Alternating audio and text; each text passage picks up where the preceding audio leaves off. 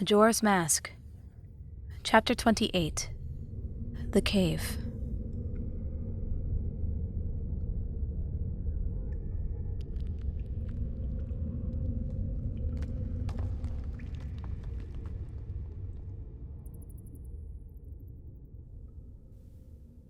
So, you're telling me we've had this conversation before? Tail flew beside Link as they walked along the steep mountain passageway. The sun was still young and hidden above, overcast. Only sparse white flakes twirled to the ground, and patches of blue sky now shone through. Nonetheless, Link's boots sunk deep into the previous day's snow. And that blizzard won't be gone for long, Link thought. Especially if it's part of the Skull Kid's curse. No, Link said, shaking his head in frustration. This is the first time I've been to Snowhead. But you said you've been reliving the same 3 days over and over again? Yes, but that doesn't mean I have to do the same thing every time. The boy sighed, again, explaining he and Tattle's adventure had proven much harder than he thought. You're the one doing the same thing every day. I bet the Skull Kid wasn't where you expected him to be. Was he? Tail narrowed his eyes. Yes, he was supposed to be at the top of the clock tower. I came here because I didn't know where else to look. That proves my story, Link said. Everyone, including you, is stuck doing the same things except for me, Tattle, and the Skull Kid. And we only know everything is repeating because my ocarina is what restarts time. But I don't understand how that works, Tail said. It's just an ocarina, and besides, the Skull Kid never actually knew how to play it. How come he goes back in time and not me? I already told you, Link said. Twice. But I still don't get it. He shot it with lightning, and for some reason, he's bound to the ocarina's magic? Yes, Link said. You're literally just repeating what I said. So, does that mean he can start over the cycle whenever he wants to? Link stammered, realizing he'd never actually thought about that. I don't think so. And he wouldn't want to anyways. Resetting time is bad for his plan. And he's trying to kill you because he knows you're saving the giants. Yes, Link answered. He probably figured that out once he saw the curse in Woodfall was broken. He was there when we were making our way back. Why do you think the giants can stop him? The fairy asked. Because you told us. I told you? Tail said. How would I know anything about that? I'm not sure. It was on the final night when the moon was about to fall. We were on top of the clock tower, and you told us to find the 4 who were there. 1 in each cardinal direction. Huh, Tail said. I know the story about the guardian giants, I guess, but no one's ever seen them, I think. The Skull Kid talks about his old friends that left him sometimes, and he makes it sound like it was a long time ago. Maybe that's what he meant. Old friends? Link asked. He was friends with them? I don't know, which is why I don't get why some other version of me would know more. Maybe the Skull Kid told you something in the original 3-day cycle, Link said. Before we changed things. I still don't get how time travel's even possible, Tail said. How do I know you're not just making this up? You don't, Link said simply. But I promise Tattle will confirm everything when we find her. What happened to her anyways? Tail asked. You said she was kidnapped? The image of the black-robed creature cut across his memory. He'd lost control of his body as the monster forced him to kneel. He saw Tattle flying helplessly into her prison. Yeah, Link said. Kidnapped. Who was it? Why did they want her? I don't know, Link said. But it doesn't matter. I'm getting her back. You didn't see them? Or it? No, It looked like a Redead and was wearing a hood, but it controlled both of our bodies, which Redeads definitely can't do. What do you mean? I couldn't move my arms or legs. It forced me to stay still, and it forced Tattle to fly into a jar. Then it left me to die in the snow. Tail's confused face turned grim. And you're going after it? I won't let it take her! Link snapped. What if it kills her? And even if it doesn't, she'll die when the moon destroys Termina! I have to find her before these next 2 days are up! But if it can control you like that, you can't fight it. I'll find a way to stop it. It's only when I looked into its eyes, Link remembered. I just can't look into that hood. But what if it kills you?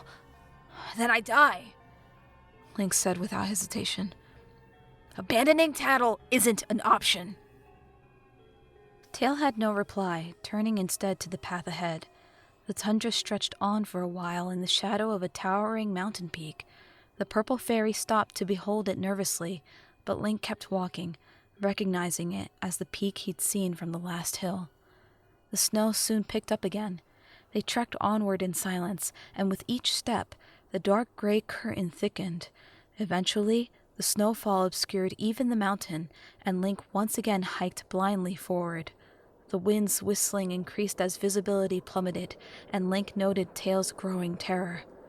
That means we're getting close, he thought. He looked back and forth in the blizzard, expecting to see Zelda again somewhere in the snow. Are you sure you want to do this? Tail screamed over the wind. Link didn't answer, trudging onward in determination. He pulled his coat close, realizing that he'd only seen one dying Tektite this far north. Nothing can survive out here, Link thought. Tail and Tattle were right to be afraid of Termina's borders. The distant mountain wall only came into view again once it was right in front of them. There it was, the edge of Termina, within reach. Link almost considered asking Tail to scale the mountain wall and see what was on the other side, but Tail would never agree. The hero quickly resumed his pace, following the mountain wall to look for an opening. Don't you hope to see her again someday? The masked salesman had said. Her corpse had been so still in her bed, just like it had been in the snow. It's beautiful, the bean salesman had said. A magnificent field of flowers as far as the eye can see. So beautiful. It's one of the things I live for, sights like that. He recalled running through the woods of mystery, purple and orange fires swirling around them as Zelda's voice rang in his ears. Koma's words, as Link and Tattle had returned to the swamp, came to him then, too. But the mask didn't just bend to their will. It influenced them, too, and corrupted them. It wasn't long before Majora's will reigned supreme. That tribe behind secret walls did wicked things under the influence of that mask, killing and torturing, slowly expanding its territories. No one on the outside truly understood what happened on the inside. He remembered looking down at himself from above, through the eyes of the imp. His own eyes had been glowing purple as he struck the Skull Kid with dark magic. What? Is it not a simple task? Why, to someone like you, it should by no means be a difficult task. He saw Anju's limp body rise high into the air. He saw Tattle dying on his chest. He fell to his knees, staring into the dark pits of the Redead face. He batted Tattle away from the lightning strike's path. It hit his ocarina and then himself directly in the chest, lifting him off his feet and sending him backward through the air. Darkness is the only reality. I, Majora, am the embodiment of that darkness.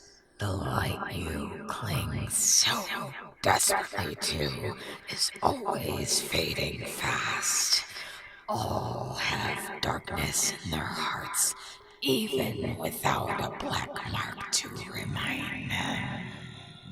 Link shook his head, squeezing his eyes shut as he trudged through the snow. The voices and snow alike bombarded him relentlessly.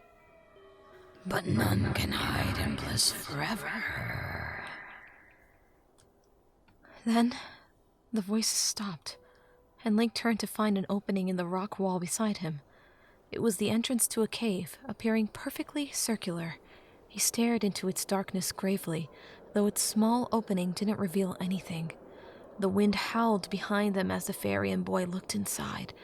Whatever twisted secret lay within that gaping maw was silent, but he could feel its hunger. If Tattle's down there, Tails said, speaking over the storm, I don't think we can save her.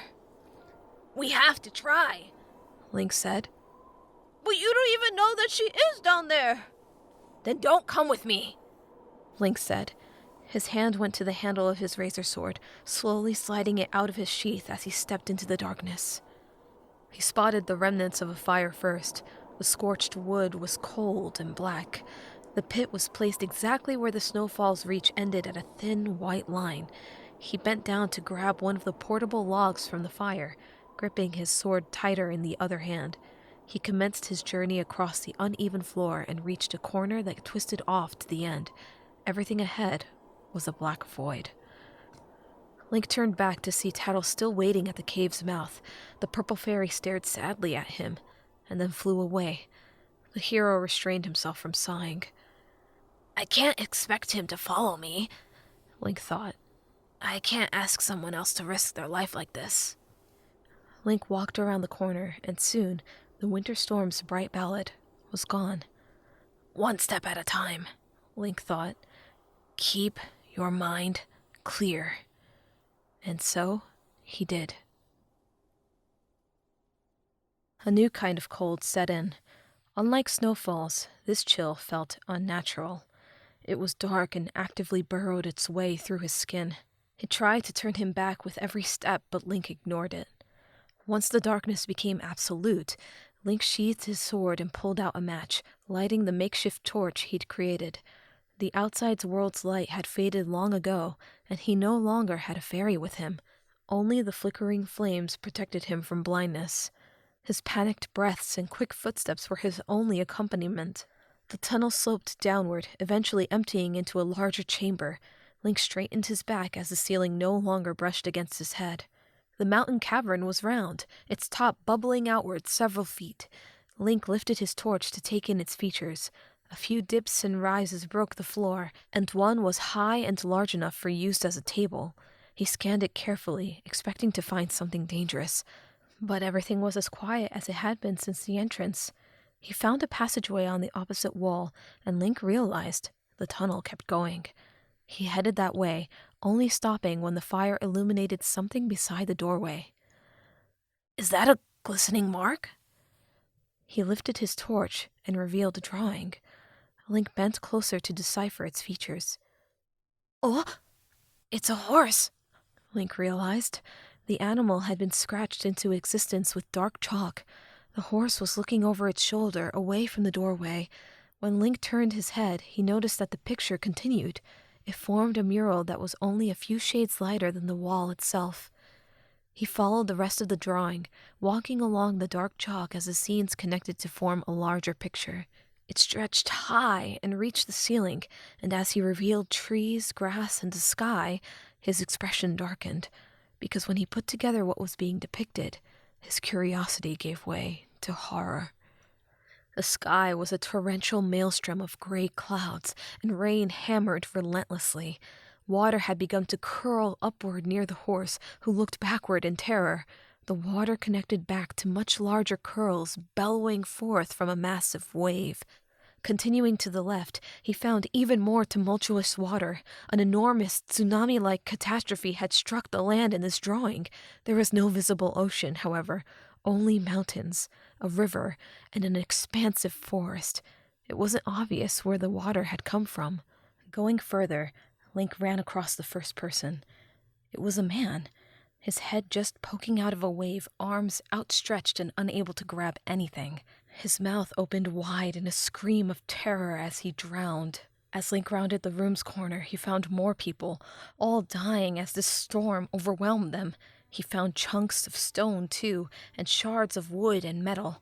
There was another far less fortunate horse caught by a wave exploding from a stone wall. Link quickened his pace, following the hurricane of destruction to see a familiar village being torn to shreds. Food stalls, people, buildings, a well, and even the remnants of a steeple had shattered. All was being erased from existence, buried beneath the violent, foaming water. At the mural's center, he found a castle. Link's eyes widened. The castle was unaffected by the downpour. The rain stopped short of landing upon any of the tiles or stone. The apocalyptic nightmare, instead, occurred all around it. From inside the windows, a different kind of horror took place. People were thrown from shattered glass or else stabbed by dark, hidden creatures. Though those inside were safe from water, the malevolent force at work clearly had no intentions of leaving survivors. The drawing was flawlessly crafted, but Link didn't care to admire the handiwork, because this was a painting of Hyrule. Someone in Termina knows about my home, Link thought, and they appeared to hold immense malice for it. The doomsday scene was horrifying. Link lowered his torch as his mind reeled. Is someone here planning the destruction of Hyrule? Link wondered. Or is it just crazy coincidence that someone drew my home like this? It could simply be a drawing that meant nothing, but in a cave this terrifying, at Termina's border, he doubted it. What does it mean? Did the Skull Kid do this? Help! Link spun around. The voice came from the tunnel leading onward. He stared into its darkness, gulping as the crackling flames filled the silence. Please! Someone help me! He recognized that voice. Tattle! Link immediately abandoned his fear and sprinted into the tunnel. I can't get out! Help! The fairy's voice was hysterical. He never heard Tattle in that much mortal terror before. Link's mind was blank in determination as he ran across the uneven floor. The fairy's shouts grew louder. Tattle! Link exclaimed. I'm right here! I'm coming! He rounded the corner to see yet another stretch of tunnel descending further underground, and her shouting had stopped. Tattle! I'm almost there! Hold on! When he reached the next turn, Link grabbed the corner's edge and sprinted around. He found a similarly sized room with a small bottle standing alone in its center. It was corked, and its contents illuminated the cave around it. Tattle! Link almost stepped inside, but he retracted his foot when he noticed the floor. Black, thick tar coated almost the entire thing. He couldn't guess how deep it went, though there were a few islands of rock protruding from the trap.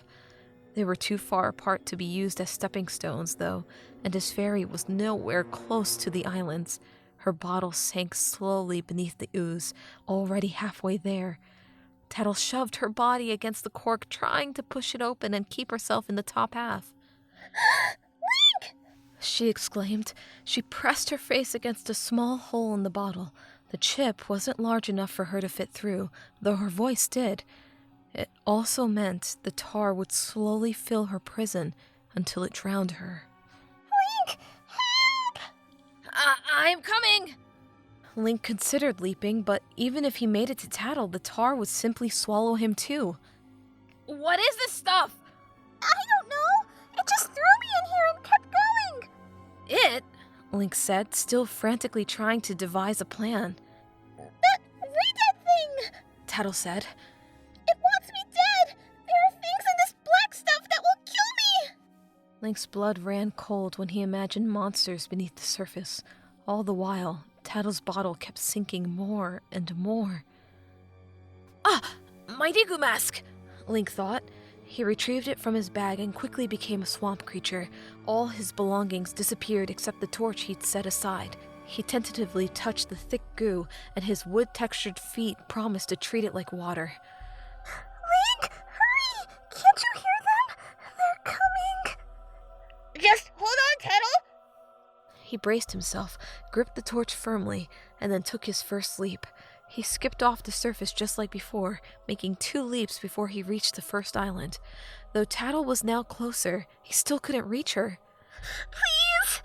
She said, backing away from the chip as it began to go under. Hurry! Link considered hopping past her and picking her up mid-stride, though that might end his momentum and kill them both. That won't work, Link thought. His mind raced until another idea presented itself. Tattle! Link said, removing his mask and regaining his human voice. Get as close as you can to the top left corner! He retrieved his bow and notched an arrow, aiming at her glass prison. Tattle obeyed without hesitation, and then he released the string. The arrow traveled straight through the glass and shattered it. The fairy flew away from the debris, appearing uninjured as tar swallowed the bottle pieces and arrow. Tattle quickly made it to her companion, who stood on the island of rock, bow at his side and blue eyes wide with relief. Then, something grabbed his ankle. It pulled, sending Link flat on his face. The unknown creature dragged him across the rock toward the tar, but Link noted the gray hand and instinctively grabbed his torch. When he brought fire upon it, the hand retracted into the darkness as it burned, though several more hands had already emerged from the darkness, all using long, skeletal fingers to reach for him. The second hand wrestled his torch away as two more grabbed his ankles. Tattle became the only light in the room once his torch vanished. She illuminated a notch on the island, which he clung to as they pulled relentlessly on his feet. Skeletons, all dripping with black muck, rose from the depths, and Link's mind went blank with panic as he drew his sword. When he slashed backward, the ghastly arms became severed limbs, and Link scrambled back to his feet. Tattle? Link said, only able to see the emerging skeletons. Light the way across! The hero didn't wait to see if she listened. There wasn't time. 10 skeletons had emerged and now almost surrounded him. He simply applied his mask and leapt in the direction he hoped was the exit. Tattle's orb, thankfully, proved his hasty guess correct. Link hopped to a second island, a third, and then reached the tunnel on the other side. He collapsed on solid ground, crawling away from the tar before any more skeletons could pursue him.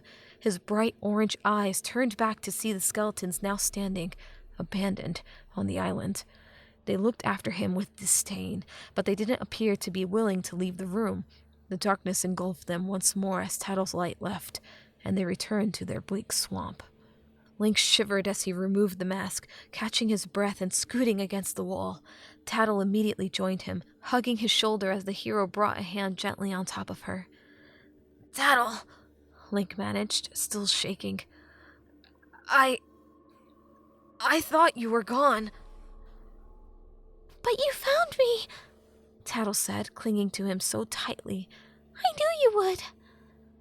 Link looked ahead to ensure there were no monsters in the other direction.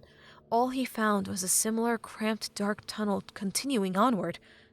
Tattle, Link said again, releasing her from the hug. You said that the re-dead thing kept going this way? What happened? Is it close? Did it take you straight here and just throw you in the tar? Tattle simply shook her head slowly in reply. When silence followed, the fairy did nothing to break it.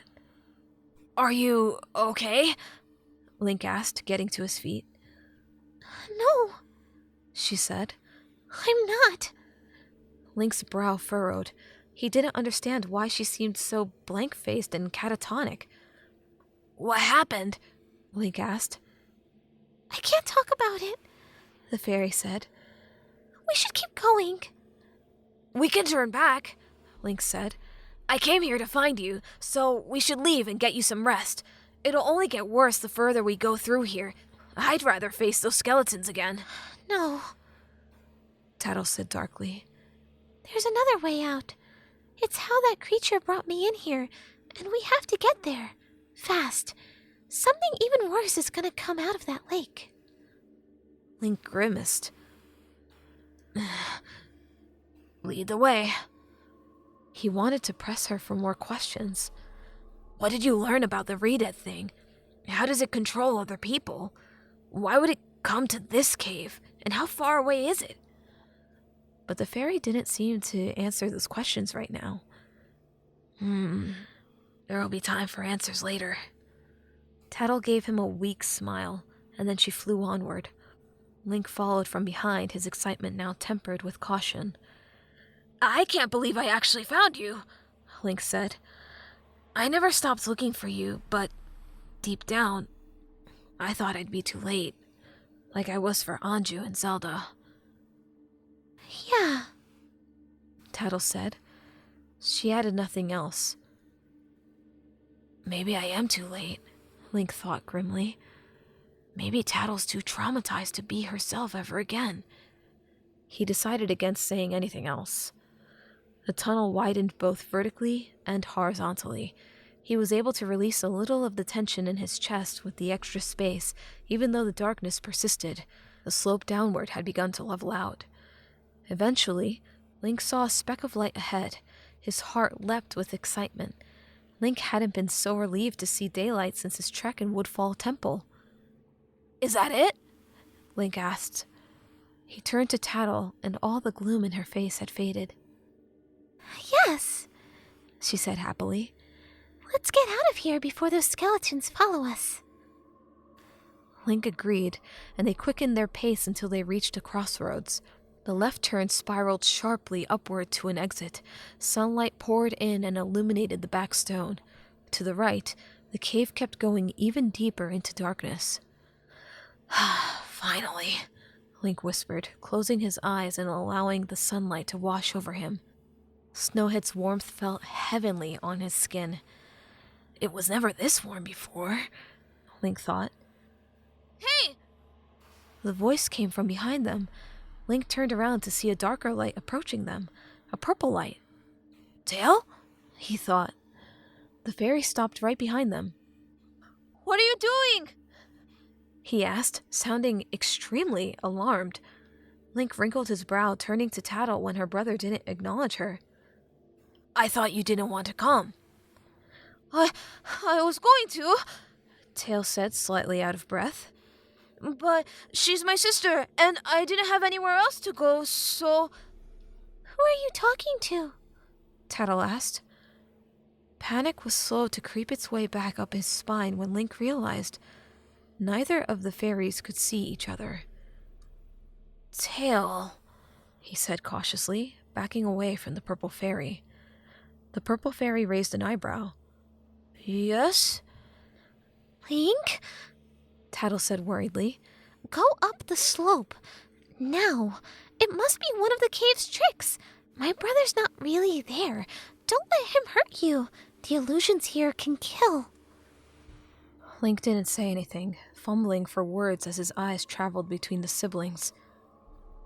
Are you... Tail began, but Tattle talked over him before he could finish. Just go! She exclaimed. It's an illusion from the edge of Termina, like in the forest, remember? When you saw Zelda? Link stepped back toward the exit's light, and Tail immediately jumped in alarm. Wait, stop! Right now! What in the name of Din are you doing? Link froze, opening his mouth but not knowing what to say. Don't listen to him! Tattle said. He's not really there! Look! You finally found me! We can be together again if you just walk out of the cave with me right now! Don't let the darkness deceive you! It's the cave! Tail said, perking up. Don't let it trick you! Whatever's trying to get you to do that, just stop! Do what? Link asked. The exit's right there! I know it is, so go! Tattle pleaded. Please, hurry! What exit? Tail exclaimed. The only exit is the way we both came in, and you know that! Link gulped, reaching into his bag carefully. His fingers wrapped around the lens of truth as gently as possible, hoping neither fairy would notice. Link, Tattle said. There's nothing left for us in this cave. Going to the other side of Termina isn't worth it. Link pulled the instrument free, and the white fairy immediately went silent. Tail, meanwhile, looked at it curiously. What is that? Link didn't answer, putting it to his eyes and looking through. Tail was still there. The purple fairy merely looked back with one eyebrow still raised. No, Link thought in despair. He turned around slowly, keeping the lens of truth over his eye, and as soon as the lens reached Tattle and the light of day, both vanished. In place of the exit, the slope pathway merely led directly into a wall lined with sharp, blood-stained spikes, only inches from his nose. exactly where sunlight had been. 4 rotting skeletons had been impaled from head to toe, as if they walked willingly into the trap. Horror overtook Link as all the air left his chest. When he lowered the lens of truth, the outside world didn't reappear, and neither did Tattle. The illusions were permanently shattered. He slowly regained his breath, struggling to process what had just happened. That... Hands interrupted him, emerging from the darkness and grabbing his shirt. Link gasped as they forced him against the cave wall. The lens of truth spiraled from his hands and bounced away. When he lifted his head, he was face to face with Anju. Her pale, emotionless face merely stared at him as she grabbed his throat and squeezed. Link's open mouth gaped as the innkeeper pushed him against the wall and began strangling him. Whoa! Tail exclaimed from beside him. What's happening? Link tried to wriggle free, but her cold, hard grasp was relentless. The hero kicked himself off the wall instead, slamming his forehead into hers. Anju stumbled back, but she never released him. Instead, she knocked his feet out from under him and pinned him to the ground. The impact forced even more air from his lungs, and Link clawed for release as his breath slipped away. "You selfish boy," Anju said. Her words dripped with venom, and her eyes shone with immense hatred. Vengeance was etched into every line of her face. Otherwise, she looked and sounded exactly as he remembered. "If I let you go, you'll just let me die again, won't you? You'll play that Song of Time over and over just so you can watch the moon flatten me. Or maybe you'll hand me over to the imp again and let him blow me up. Which do you like more, Link? Which of my screams do you relish the most? Do you laugh when you kill me? Does it make you happy?" She's not real, Link thought, trying in vain to fight her off. Go away, please. It's just a trick. But even so, his eyes bulged red as his skin turned blue. Tail hovered over him, fumbling for words as, from his perspective, Link fell to the floor and suffocated for no apparent reason. Meanwhile, the hero's entire world was the wrathful innkeeper's face and hands as she murdered him. Link's burning chest overwhelmed him, and his mind grew numb and dizzy. When the boy's head weakly lolled to the side, he saw the lens of truth mere inches away. With the last of his strength, Link took his hand off Anju's wrist to reach for it, but the lens was just beyond his grasp. No, Link thought distantly. Bright lights danced across his vision, and he could no longer feel Anju's unforgiving fingers. The world simply faded away. "You're a monster," Anju said, her anger giving way to sadness. "You let everyone that cares about you die, all so you can go and play hero. You're only feeding the darkness you claim to fight." Then, the lens of truth suddenly appeared over his eyes. Anju vanished, and Link's throat immediately opened. An immense amount of air flooded in as his chest heaved. Each breath burned, but Link welcomed the pain that slowly replaced the numbness. He coughed, turning onto his side as feeling returned to his fingers and toes, too. Tail held the lens of truth uncertainly, watching as Link scooted against the cave wall to compose himself. The hero realized that, by reaching for the lens of truth, he'd signaled to Tail what would rescue him. He just saved my life. Link realized. He sat there for a moment, unable to stand as strength crept back into his body. Tail inched his way closer to him, eventually handing back the lens of truth. The boy took it back into his shaking hands. Are you okay? Tail asked. Link nodded. What was that thing? Are there more invisible monsters? She wasn't real, Link said despite the hoarseness. It was an illusion. The cave, it tricked me. Tail didn't seem convinced by that. Illusions don't strangle people. How can something that's not real kill you? Link looked away, still catching his breath. I don't know. he thought. There'd been nothing fake about those fingers and those hateful words. I guess it tricks all of your senses, Link said. Your whole body. How can we fight something like that? Tail said. This lens shatters illusion, Link said. We need to keep it close by and not take any chances. He gripped the lens of truth as he stood, panting while he looked for more illusions or monsters. He and Tail were alone. I guess we keep going? Link said, already missing the fake sunlight. Before the lens had revealed the truth, there hadn't been an ounce of doubt in his mind. I guess, Tail said uneasily. When the hero took his next step forward, Tail followed. Thanks for coming back, Link said. Sure, Tail said. But I'm still not really sure what I did. You talked me down from walking into those spikes, Link said. And you put the lens of truth over my eyes before Anju could kill me. Anju? The second illusion, Link corrected. You saved me even though you've only known me for maybe an hour. I don't even think Tattle would have done that so soon into knowing her. So, thanks, Tail. Bringing up Tattle caused his heart to sink tremendously. I thought I had her, but all of it was fake.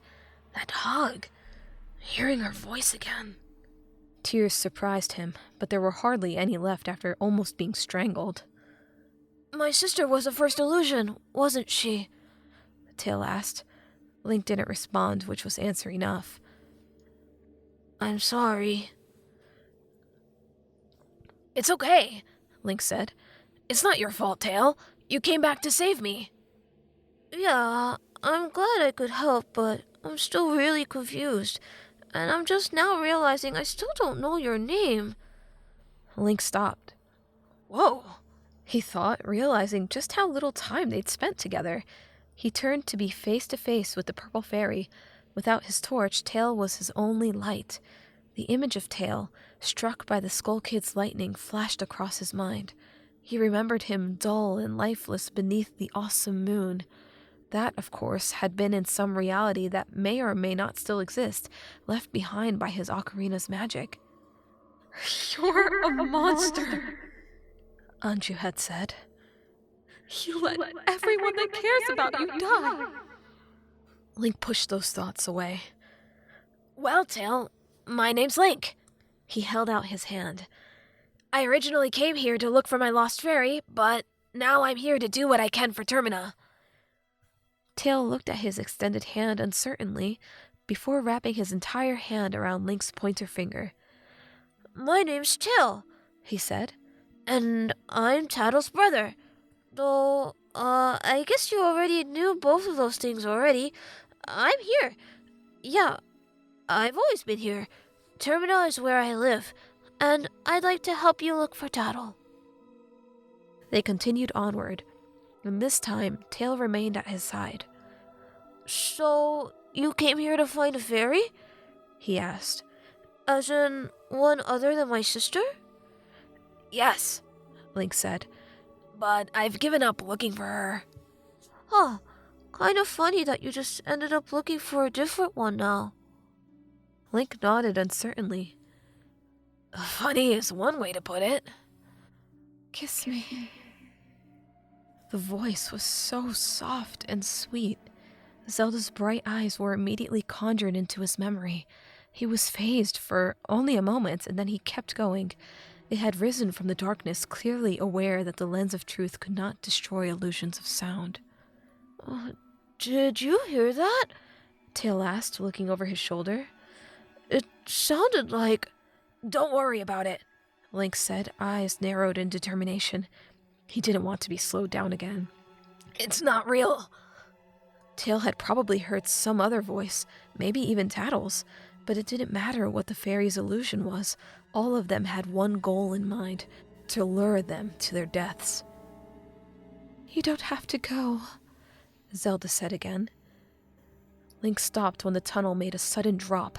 The dangerously steep angle plummeted straight into water, which appeared much more transparent than the tar.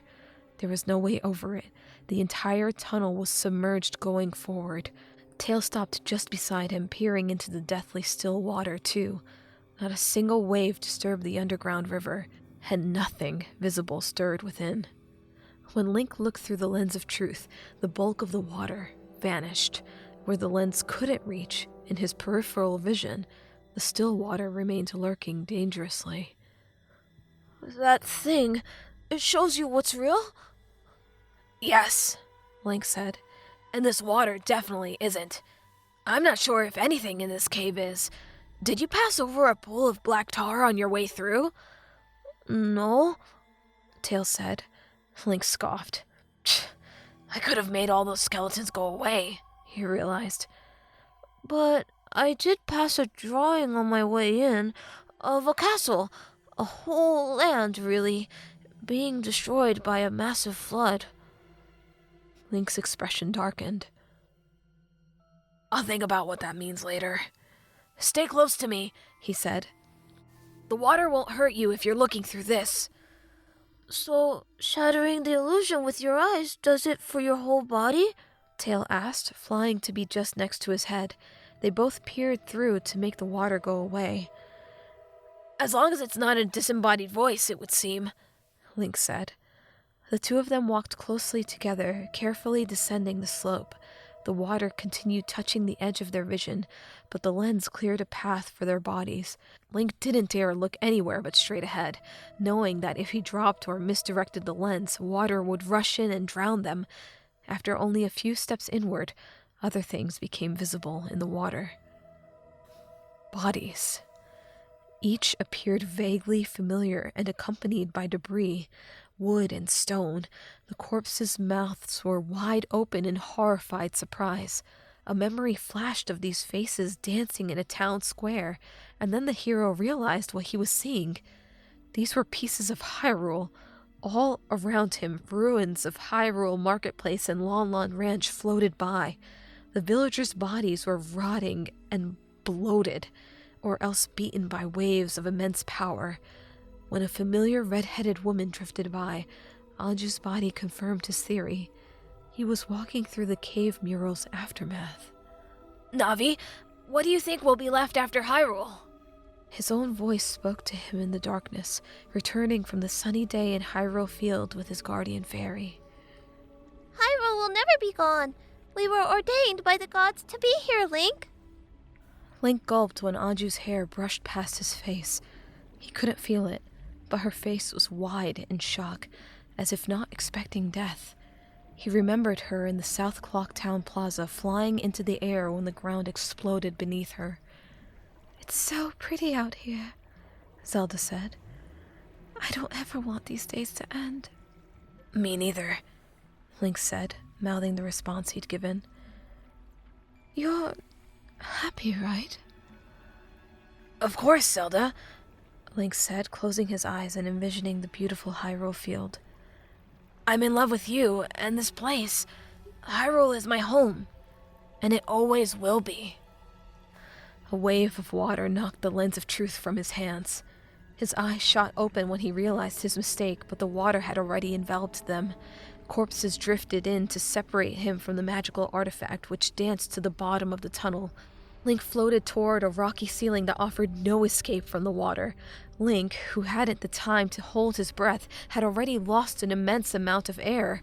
He turned to see Tail struggling for freedom too, wings unable to flap in the water. Link desperately swam for the lens of truth, pushing the villagers' bodies out of the way, but each corpse merely revealed another one behind it. Those lifeless bodies threatened to stop him in his tracks, but he kept going, kept pushing more innocent lives aside. His eyes were blurred when he finally reached the lens of truth. He pressed his eye against it, and immediately, his body stopped floating. Link fell to the cave floor, picking up the lens as he regained his breath yet again. However, he turned around to see that Tail was still floating through the open air, unconscious and unable to breathe. Link grabbed his body, running as fast as he could. His breathlessness made it almost impossible, but the hero pressed onward, determined to save Tattle's brother. Soon he reached the submerged illusion's end. Link ran up the slope and broke the water line in his peripheral vision. As soon as he did, Tail's eyes shot open, and he too began coughing from the hero's open palm. Link sighed with relief, collapsing to the floor as Tail regained his breath too. Thank Nehru. He and Tail lay there for only a moment when Link noticed something ahead. Light. The tunnel went on for only a bit longer before simply ending. There were no more dips or slopes, no more forks. It continued straight to an exit, and there was no snow dotting the way out. Link looked through the lens of truth to shatter the illusion, but the exit did not go away. We made it, Link realized. through the whole cave. When Link lowered it, the dampness covering his clothes finally vanished, and he looked back to see that the tunnel was no longer submerged. When Tail could speak again, he looked up to see the exit as well. Is that? Yes, Link said. It's for real this time. But that would mean this is the other side of the mountains, which isn't a part of Terminal. I know, Link said. He gripped the lens of truth tightly as he walked with Tail to the cave's exit. They steeled themselves to brave the unknown together. It is time to bathe. This time, Majora's voice rang through their minds. In the darkness, in the ash. Regardless, they took their final steps inside Termina, passing out of the cave and into what lay beyond. It is time to bathe in the truth.